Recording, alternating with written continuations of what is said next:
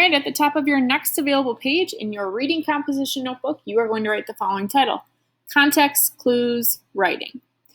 You're going to be using the next page in your context clues packet, which is going to have you not what you're used to doing for here or for this unit, reading words or unknown words in a text, but you're going to be creating and writing a piece of a text that has some unknown words in there. So it's kind of cool. You get to choose what they mean. So you are going to be writing a story for a classmate to read. We are not going to do a classmate to read, but if people are wanting to share on their next in-person day a story or their story that they read or that they wrote, we are going to have time for that. So you might be able to choose one classmate. You might be able to choose the whole class to read to, or you don't have to if you don't want.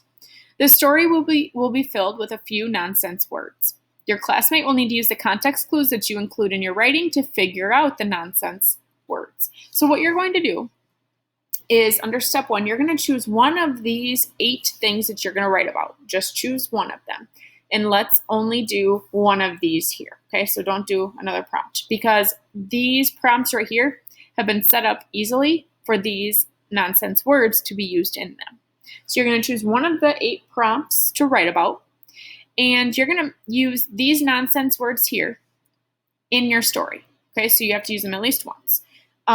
You are going to, before you start writing, decide what each of these words are going to be. What part of speech? Is this going to be an adjective? Is this describing something?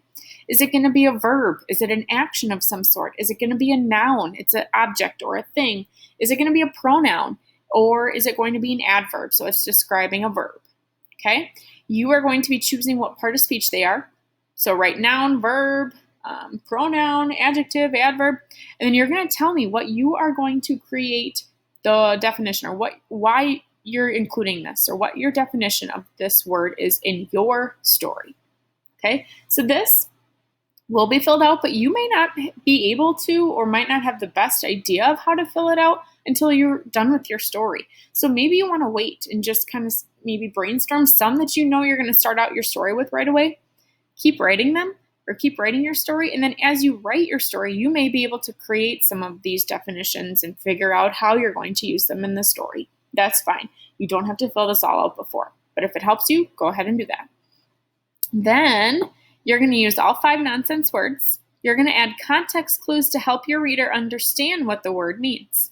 So they give you an example down here. It says, for example, the slike slithered past me in the hiking trail. So slithered. Okay, that's a context clue, because we know that there is one type of animal that slithers past me in the hiking trail. Hiking trail is another context clue that helps us figure out hiking trail and slithered. This is probably a snake. So they used this as a noun. So you'd write noun, or they wrote noun, or whatever in their planning chart here. And then they wrote snake here. Okay, but look how they use the context clues to help figure out what this means. So you're not only going to be using these nonsense words in your story, but you're going to figure out how you can add context clues to help someone else, your reader, figure out what those words mean. Give context clues in a variety of ways. Look at, they did it here and there. They did 2 different parts in that sentence. You can also use these thought bubbles over here to kind of give some different variety of context clues in your story. Be creative and write neatly.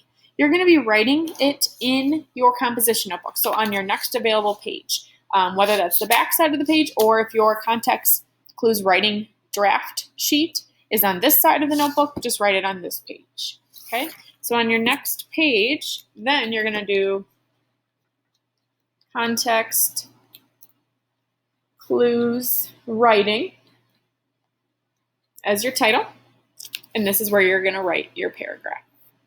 Okay, so it doesn't have to be a long story. I would say it at least has to be 5 sentences, because you have 5 words, but I think probably we'll need a little bit more than 5 sentences to kind of get those context clues in there the best way that you can. So I'm not giving a limit on this of, at least or at the most, just however long you need to give accurate context clues. Okay, but I would highly suggest making sure that you have at least 5 sentences, because it's going to need more than that. It's going to need at least that. So let me know if you have any questions on this. Otherwise, decide if you are wanting to share this when you're done writing it with someone in your class or the whole class, or you don't have to have that option either. You do not have to share yours, but if you want to and it gets really silly and creative, might be kind of fun to share with the class. All right, good luck.